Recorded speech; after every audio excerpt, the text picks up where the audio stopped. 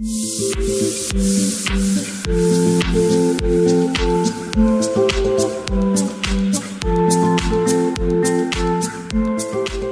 the biggest category that we're pushing on now is food. What we've realized is if you look at retail in general, food is a category you can't ignore. There's a lot going on when it comes to the consumer and food. And as you think about owning the new age customer, food becomes a category where you really can't afford not to own that customer, because the biggest pain points as we shop today still are in food, right? And so what we feel is really happening is, like other categories, there's a lot more of the new age way of shopping coming into food. If you look at pain points in your life, food is one of those areas, especially when it comes to grocery, which is a pain point you really can't avoid. If you start interviewing consumers, after petrol, food ends up being one of the most painful kind of headaches you don't really want to do, but you still have to do it.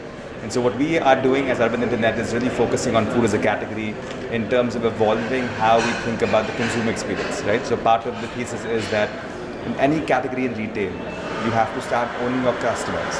Gone are the days where it was a single product, single consumer world. Now you're competing with complementary categories, trying to get loyalty for the consumer.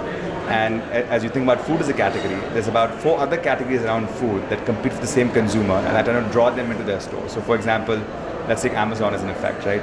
They are competing for the consumer in multiple categories, and food is definitely one category.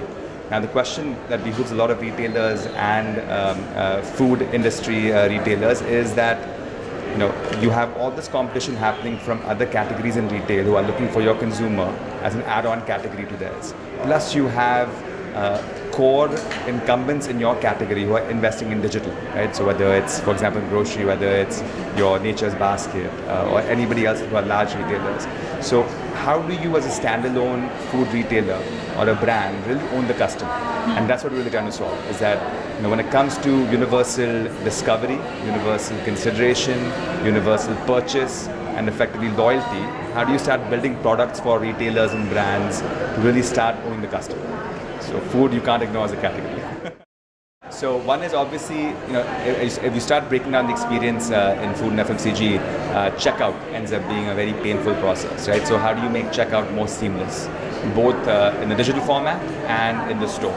So that's a very big category to solve, both when it comes to things like line busting, payments, the ease of buying when you're not physically in front of the item you're trying to buy. So all 3 of those in terms of ordering and fulfillment is a product area that we really focus on.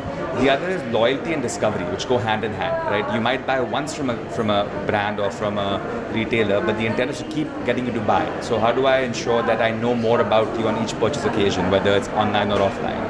How do I connect the dots better so the second time around you come to my brand or my store, I know exactly what to give you the second time around. So this whole idea that discovery is on the top end and loyalty is at the bottom end kind of goes away.